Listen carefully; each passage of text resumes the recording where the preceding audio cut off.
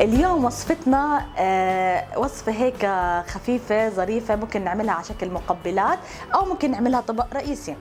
حنعمل قطع لحم راس العصفور اللي هي الهبرة مع صلصة بيستو مع كريمة.